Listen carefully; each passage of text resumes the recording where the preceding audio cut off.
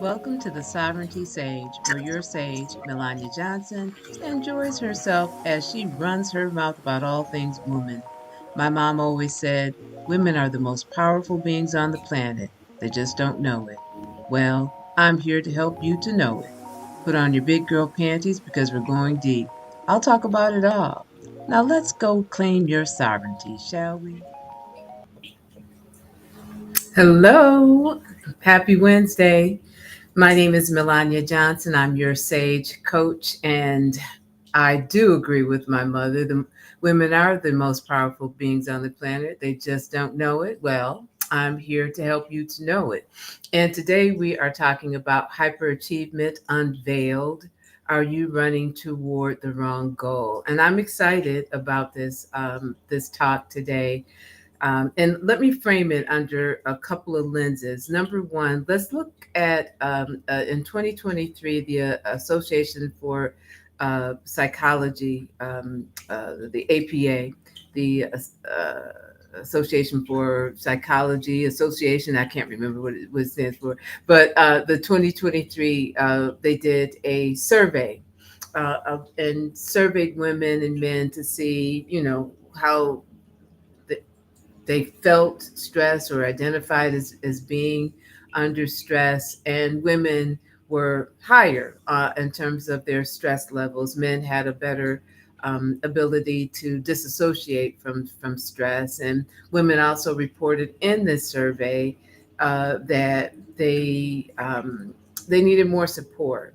So that's kind of and you'll find a number of surveys out there that speak to women's higher level of feeling, under stress. Now, add to this that hyperachiever saboteur, and I framed this conversation again in terms of hyperachievement under the PQ intelligence practice that I practice, or the positive quotient intelligence practice, which is a mental fitness practice. In this practice, they identify, certain saboteurs, and one of them is the hyperachiever. And I'll tell you that it took me over a year to realize how this a saboteur showed up in my life and how it presented itself. When I first saw the results of the assessment for the positive intelligence, it was tied in second place, and it was very high in terms of the strength of this saboteur in my life. And I really thought it was more related to goal setting, because I love goals. Let's set a goal, let's reach a goal, let's set a goal, let's reach a goal. And that's what I thought that it was, right? But then I realized that it wasn't. It was something a little bit more insidious than just, setting goals and always having to have a goal. For me, it showed up as envy. I know, clutch the pearls, right? But I would see other people's achievements and say to myself, well, why am I not achieving that? Or why didn't I receive that accolade? Or why didn't I get that recognition? Or look at them. Why am I not more like them? Right? And and that was a big shock to me, right? When I really stopped to think about that. And I think, and I'm going to talk a little bit more in depth about this a little bit later. But, one of the things when we see, social media, we see, you know, uh, uh, uh, people really kind of at their best. So that can really spark that hyperachievement saboteur that is inside of us. Every time we see someone else doing well, being seen, receiving accolades, becoming better versions of themselves, I would have a sort of a pang of envy and self-loathing.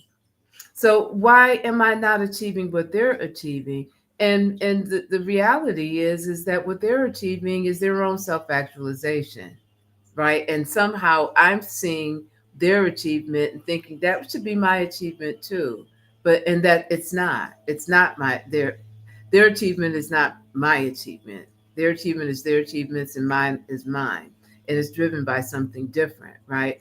And again, it wasn't until recently that I realized that, you know, those feelings that I was having was really about chasing somebody else's dream, right? When we see people living their best lives and doing the best work, it's their dream, it's their self actualization. It's not something that I necessarily should aspire to because my life has its own uh, uh, destiny and self actualization that has to take place, right? But it took me a minute to realize that truth. We are built to achieve what we're built to achieve. You can't achieve what I achieve, not in the way that I achieve it, nor can I achieve what you achieve in the way that you achieve it, because you're going to come at things very differently and you're going to be driven by things very differently. So, this talk today about this saboteur, right, is really about figuring out what is driving our need for achievement. Also, please understand this is not about dimming your lights. It's not about not having big goals. It's not about not achieving. It's really about self actualization. All the work that I do in my practice and in serving organizations and trainings and things of that nature and assessments is really about helping people to become their best self actualizing. So it's not about not doing uh, that. It's about figuring out what is driving your need, to be a hyper achiever, right? And that's what we're going to talk about. Is it coming from a place of strength and balance and nurturing, or is it coming from a deficit, coming from a void, coming from a hole that we're trying to fill, because we need validation, right? So first, let me define what hyperachiever, the saboteur is. It's dependent upon constant performance and achievement for self-respect and for self-validation. So, in order for me to feel like I am worthy and that I am validated and that I am awesome, I have to achieve, right? I have to do something, I have to earn it. Highly focused on external success, leading to unsustainable workaholic tendencies and a loss of touch with deeper emotion, and deeper relationships and the ability to have deeper relations, intimate relationships. I'm not talking about just romantic relationships, but I'm talking about the intimacy that comes from friendships and sisterhood and being a part of a family and having the time and prioritizing those aspects of our life. So, I want you to be able, and here's the other thing too. We live in a society that really glorifies hyperachievement, right? You always have to have the side hustle and you've got to always be on. And when you introduce yourself to someone, it's not, hi, how are you? So what are your hobbies? Tell me about yourself. It's like, what do you do? Because you are defined by what you do, and what that title is affords you or does not afford you some power and access, right? And so we're trained to think and operate in a level where we feel that we must be overachievers. So some of the things that we tell ourselves is, I must be the best at what I do. If I can't be outstanding, then I'm not going to bother. I must be efficient and effective. These things are positive, being efficient and effective, but everything we do comes at a cost. Sometimes people that have this saboteur think that emotions get in the way.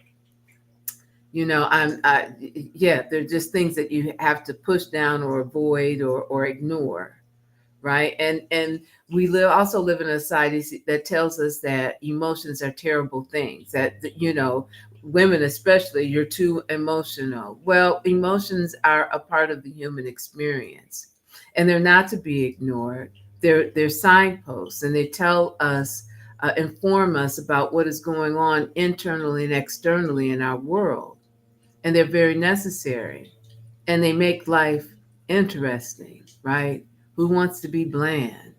I want to feel joy. I want to feel excitement. I want to enjoy my achievement. I don't want it to be something I tick off. It has no relevance to me other than I can tick it off. I can receive accolades. I can, you know, tout that I've done something. But outside of that, it doesn't really matter because I'm on to the next goal, right? Because my self esteem is tied up into my achievements. You know, people who suffer from this saboteur, that, you know, they focus on thinking and action. You know, I can be anything I want to be, and you can. However, is it at a cost? Is it coming from a wounded place? You are worthy as long as you're successful. These are the kind of things that the hyperachiever saboteur will tell you. And your self-esteem is tied to your achievement. There's no happiness unless I am performing, winning, uh, receiving accolades from others. What that does is that creates an environment where you really can never feel at peace. You can never rest because you always feel that you need to be achieving. And seeing other people achieve only fuels the angst that you have. Like, why am I shouldn't be sitting here, or trying to read a book or watching a news. I'm not a news. For God's sakes, don't watch the news. But watching a program, or exercising, or I should be doing. I should be achieving something, and you feel anxiety. See, if your drive to achieve is built in anxiety, then that's not really, um, it's not a positive place to be. It does not serve your mental well-being. Feelings are something, again, that you don't dwell on. You push aside. Yeah, I'm tired. Yep, I can rest when I die. I'm going to ignore all the feelings of tiredness or exhaustion or mental fatigue or whatever. I'm just going to push through it because I'm an achiever. There's that saying, the great thinker, I think, therefore I am. For hyperachievers, I do, therefore I am. We don't always allow folks to get close to us. We don't always have time because I'm trying to work, and I'm trying to do things, and I'm trying to accomplish things, and I have goals and projects and things, and you and your need for a relationship kind of gets in the way. So we put our relationships on the back burner, right? The lies, see, saboteurs lie to you. Their main goal is to protect you from something. And what the hyper achiever saboteur is trying to protect you from the feeling that you're invalid, that you are not worthy. So, you know, the hyperachiever will lie to you and tell you that life is about achieving and producing results. It's about portraying a good image, trotting out your representative, right? Because when people see the successful you, they won't, you know, question your your value and your worthiness. So these are some of the things that the hyper achiever saboteur will have you think, and so stop to think about what that impact is on yourself and for others. You sacrifice peace and happiness. It's just fleeting, right? And you once you achieve a goal, it's not really a you're not really happy. Your mind is on, okay, so where's my next fix? What's the next goal? How can I you know, show up and improve to the world that I'm this awesome human being? Self acceptance is always conditional based upon what I'm achieving, what I'm doing. And so it's a constant uh, push to to to win and to achieve and to hit the goal. And see, I'm gonna change the perspective a little bit and say, how does that feel if the goal is no longer just to hit the goal to make the achievement, but wonder if it's paying attention to who you are growing to be in order to reach that goal. Like maybe I have a goal to do something that I've never done before. So that means in order to achieve that goal, I must learn, I must grow, I must adapt, right? I must sometimes have losses, right? So when you're a hyperachiever, not hitting a goal, losing, having a setback is devastating. But if it's coming from a place of evolution in order to achieve this, I know that I'm going to change and I'm going to grow. And at the end of this journey, I'm going to be a better person for it, right? Doesn't that feel very different than, oh my God, I have to achieve or else I don't feel worthy or valid? This is not to dissuade us from having big goals and reaching and striving to achieve. It is making certain that it is anchored in a place that is healthy for us. And at the end of our achievements, we are we've lived a fulfilled life, because at the end of the day, if you've achieved everything and so much, but you've never been happy, is that really achievement? So these are just some things to think about. So that original survivor mode of the saboteur, it's looking for self-validation, it's looking for self-acceptance, it's looking for self-love, but it believes that all of this is conditional based upon performance. And this is often the result of not having received uh, validation as a child is growing up, right? And we're not going to blame our parents and say, you were terrible parents. You didn't validate me. You did not, you made me feel that, our relationship and the love that I received from you was transactional. But children interpret things in their own way sometimes. And it's not necessarily the intent of our parents or our teachers to say, oh, Melania, you're always, you know what, you always sit with your hands crossed on your desk and you're such a good model. So I'm learning, like, oh, when I sit with my hands crossed, right, and I'm pleasing, I'm valid, right? And so, these things are driven oftentimes from things that have occurred early in our lives, and we have to fix those things. So then, you have to imagine the strain that this puts on ourselves and our relationships. How can you ever be happy when your happiness is contingent upon you achieving? How fulfilling is life when you can't choose, when you can't form close bonds with people?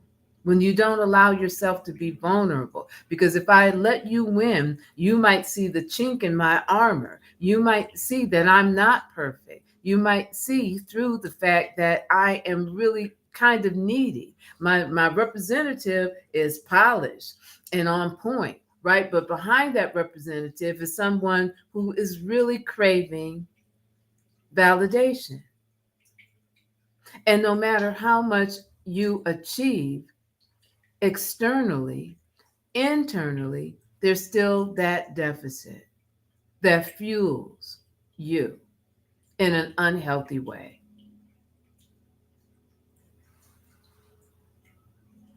When you have to shut down your emotions in order to live, you are not living fully, because emotions are a part of that and they are signposts. When you are ignoring your emotions, you're also ignoring those signs of stress, those signs of fatigue. those signs of sorrow, those signs that you may not be fulfilled. I said it like, if all I am is achieving, how, and I'm not even really connected to it, I can't even really enjoy it. So I want to frame this conversation, in terms of something that I have followed ever since I was an undergrad, studying psychology. Excuse me, Maslow's hierarchy of needs always appealed to me because at the top of the pyramid is self actualization. Even back in undergrad, I knew that I was very much interested in helping myself as well as others become the best version of themselves. But in order to be able to be intentional and focus on being self actualized, you've got to have other needs met.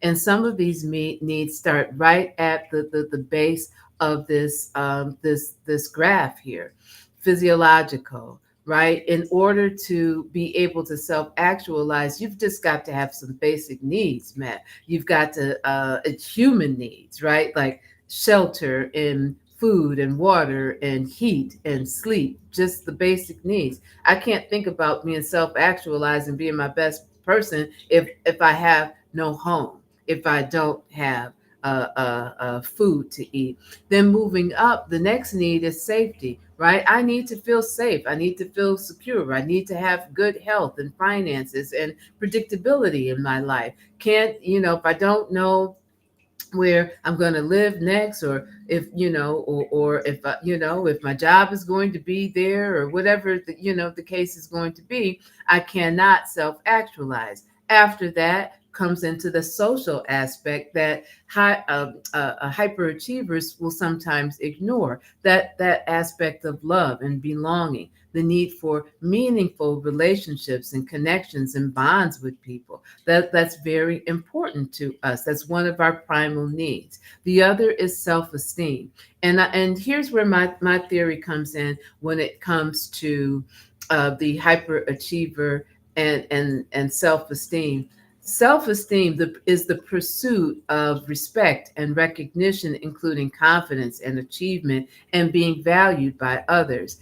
If we're stuck in not being able to have that need met, anything that we do in order to self actualize is going to be hindered because we do not have the real confidence in ourselves to validate ourselves. So we're always going to be looking outside of ourselves for validation.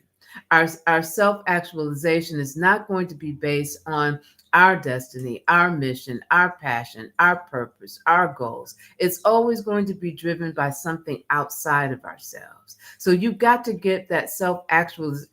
In order to get the self actualization, you've got to get the self esteem part first, right? And we're going to talk about that. And then we arrive at self actualization, the fulfillment of one's potential and personal growth, striving to become the best version of oneself. That is the goal, y'all. That's the goal, to become the best version of yourself. And in order to become the best version of yourself, you really have to have high levels of self esteem and confidence and love for yourself. I've always loved this model, and I think that it is a great model for us to think about. So I also want to touch base a little bit in terms of our needs and social media. Seeing other people's self actualization can sometimes activate our hyper achiever. We forget that what we see on social media is curated. The images, the atmosphere, the information, the perspective, all curated, right? And all very perfect. And we don't get to see, while somebody else is self-actualizing and appearing to be all put together, we don't see their struggles. We don't see the self-doubt. You don't see the evolution that has gone on behind the scenes that has allowed them to grow to become who we are seeing, in our social media feeds, right? We don't see any of the icky parts. So when we ourselves experience those icky parts, the self-doubt, right? The yearning for to be seen and to be recognized, and the growth from going to not knowing anything about what you're setting out to do to become the expert in terms of what you do. You feel that because you're having problems, there's something wrong with you. Because look at this other person. They're so polished and they've achieved so much and they've done so much. Why am I not them?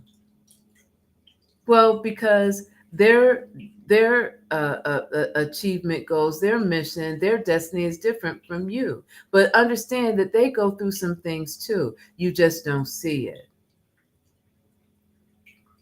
And because we don't see it, we beat up ourselves. But see, the goal is for them, in order to self actualize, is to be 100% more of themselves. In order for you to self actualize, your goal is to be 100% you, to be interconnected with all of your needs and addressing your needs, addressing that self esteem need, so that when you pursue goals and when you achieve them, you can appreciate the human evolution that you have gone through in order to achieve it. And when you hit that sweet spot, when you hit that goal, you can then celebrate. You can take a moment to really celebrate who you had to become in order to achieve that goal.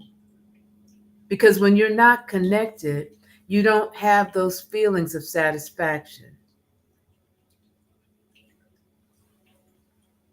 So these are some of the things that we need to do. And also I want to, also set the stage in terms of how we got here. In the 1960s and 70s, women, there was the women's movement, and they, said that you can have it all. You can do it all. You can have a wildly successful career. You can take care of the kids. You can take care of your mate. You can take care of your home. You can have a hot meal on the table every day. You can have a spotless house. You can take care of your aging parents. You can do it all. And you can look perfect and beautiful while you do it. Wear heels and pearls while you cook dinner, right? There was this idea that you could absolutely do it all. But at what cost? Nobody ever talked about the cost. Nobody ever talked about the fact that because we have this impossible ideal of what achievement is, right? We often wake up every day facing the day, feeling like we're failing before our feet even hit the ground, and putting so much effort into life and looking outside of ourselves for someone to maybe recognize that. And through my coaching work, I understand that women sometimes still hold themselves to this kind of status, or standard. Here's the thing: by all means, be fabulous, reach your goals, self actualize, do you. This is not a talk about dimming your light or being less than who you are. It is about aligning your values, right? Building your self esteem so that when you have this drive to achieve, it is centered in you being 100% you, not chasing after somebody else's dream, not trying to self actualize the way somebody else did, but being your authentic self and being supported by knowing that all of your needs are being taken care of, all the way up to your self esteem needs, and that you can pour into yourself the love and the affirmation that you need so that you are not trying to achieve endlessly like a person addicted, trying to fill a void, a hole that cannot be filled from the external, that has to be filled and healed from the internal self. The truth of the matter is that we are all potential, and the potential for you to achieve great things has always been inside of you. You've always been exceptional, even without the deeds. Our accomplishments are a result of our growth and our evolution and our stretching ourselves and our becoming more of ourselves, becoming more actualized. That's the goal. That's the prize. Your self-actualization, not someone else's. So how do you combat this? First, and this step is going to take a minute too. First, you have to identify that your hyperachiever is in hyperachievement mode. And because sometimes we cut off our feelings, right? It's going to take you a minute to realize when you do feel stress. So you might not be able to count on your body to give you the direction in terms of how you're feeling. I'm feeling tired, I'm feeling stressed, because you're used to ignoring those things. So what you can do is take a beat, a pause before you say, yes, I will do this. I will accomplish that. I will set this goal. To stop and say, what's driving that? And as you stop to think, you're taking yourself out of that mode, that neural path that spirals downward, that says, unless I'm achieving, I'm not really valid. I'm not right. And you can stop and say, you know what, do I really want to do this project? Do I really want to launch this business? Do I really want that promotion? And if I do, why? What is driving it? And is it coming from a healthy place, or is it coming from a fear?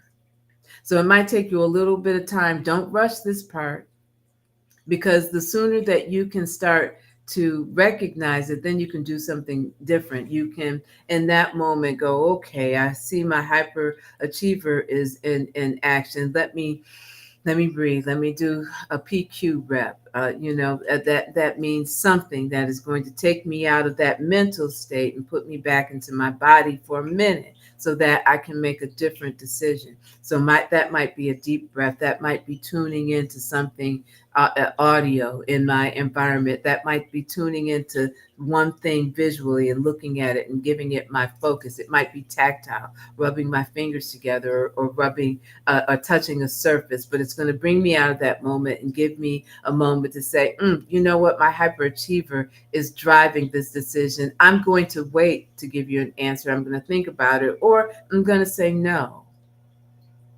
Or I'm going to say yes, but I'm going to make certain that it is not being fueled by my fear, but more fueled by the fact that I want to self actualize and I want to grow.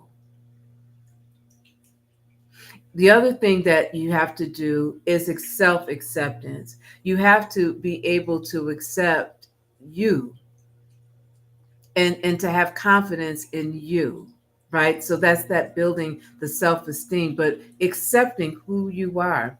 I am a beautiful human being, regardless of whether I achieve my next goal or not, whether I win or not. I'm still a valid human being. I am reading for the second or third time, or listening via audiobook, the book Radical Acceptance by Dr. Tara Bach. Is a must read or must listen to really understand how we do not often accept who we are. Setting realistic goals, right? I know women who schedule their time is scheduled from the moment they wake up until they drop exhaustedly into their beds. Is that the kind of life you really want to live? Is that a satisfying life? Hearing your own voice. What is it telling you to do? I don't want to do that, but I feel that I have to do that in order to achieve and to be seen, or to be whatever the lie is telling you, and separating yourself from your achievements. Whether I achieve something or not, I'm still a human being that's worthy of love, worthy of attention, worthy of unconditional love and attention. And identifying your values and making certain that you're living by them. And enjoying the time you have left on this planet, whether you're 22 years old or 122 years old. If you're achieving everything but you're not happy, what's the point? So that is our individual look, and I'm going to turn now to a shameless plug for me. Okay. This podcast is being sponsored by Be Smart Coaching. Be Smart Coaching is a leadership development practice that offers assessments, coaching, training, facilitation, change management strategies, and women's leadership mastermind. The motto for this company is: in life, you can either work hard or you can work smart. I suggest you work smart. Margie Be Smart. Well, Margie Be Smart was my mother. Be Smart Coaching is my company. I told you it was a shameless plug. I am passionate about helping change makers become their best selves and to make sustainable change that will help serve their communities and our planet. So if you have leadership and managerial development needs, please reach out to me. I am more than happy to have a conversation with you. And so with that being said, I want to offer January 11th. I would like to launch a 6-week mental fitness program, that PQ program that I've talked to you about, Positive Quotient Intelligence Program, which is a mental fitness program. This program is built on neuropsychology, cognitive behavioral psychology, positive psychology, and performance science. This is not something fluffy, but there's a lot of real data that goes into this program to make it effective. It is a 6-week intensive program. As a part of this program, you will have access to an amazing app that will help you to track your progress and provide daily exercises, because mental fitness is not something that you do every once in a while. It is something that you are focused on in order to build the mental muscles that help you to become more resilient and happy in your life. For me, it helped me to reduce anxiety, helped me to reduce depression, and helped me to identify in the moment when I was being hijacked by one of my saboteurs. There are our weekly group coaching sessions, which I facilitate. There's a small cohort of 5 women who are trained, not trained, but who are striving to become their best self, to self-actualize, live their best lives. You'll receive a digital copy of the best-selling book, Positive Intelligence by Shazad Shamin, who is the founder of this practice and really very interesting a leader in positive intelligence. So I encourage you. There's special pricing. December 25th is the deadline. Please reach out to me if you'd like to explore this a little bit further. It is a powerful tool to help you kickstart your new year, and I would love to work with you. So let's move now and look at the collective sovereignty. The human evolution is the work that we do on for ourselves and on ourselves, but then we have to turn our lens to the realities of women around our globe, right? We're not always doing well globally. And so I want to, in these moments of looking at our collective sovereignty, be able to share some resources or some perspective. And today I wanted to talk to you about She Should Run. This is a nonprofit, national, nonpartisan organization that is working to drastically increase the number of women considering running for office. We have to have ourselves represented in our government in order to make changes that actually protect our interests. And so we need more women in government that balance women that are positive, striving for changes that positively impact all women and families and people. This organization identifies women leaders. They This is very research driven, so the work and their efforts are driven by data and research. It helps to demystify the politics for women. You know, there might be some women sitting on the fence, or there might be something in their local communities that they might want to throw their hat in the ring, but they don't know how. And so this will help you. Increases awareness, uses public awareness campaigns to get the message out, helps to diversify. We need diversity in our government. I know that has become a bad word, but it's not. We need different perspectives. We need different minds and different strengths to really make the kind of government that we really want, that really protects our interests, right? Future focused goals, you know, working towards achieving parity in political leadership, reflecting the diversity that is going to be upon us in 2060, and making certain that we are represented in a diverse way. So you can check out this organization for yourself. Again, it's called She Should Run. I did leave a link in the chat, and I'm hoping that you can see the chat. And if not, I will show it. I thought, where is it? Oh, I thought I put it in the chat. Maybe I didn't. Well, anyway, with that being said, I will put it in the chat now. I thought I had put it in the chat, or maybe it just disappeared. So if that is in the chat now, so if that's something that you're interested in, check it out. Because my next question for you is, you know, what is your next radical act, right? Is it, you know, there's a blueprint out there. Is mass demonstrations, if you can do it, petitions, and participating in government. It's court battles, right? It's the establishment and support of international women's organizations, right? These are the ways that we make change. So, what individual evolutionary act are you going to do for yourself, and what collective revolutionary act are you going to do to support or start the movement?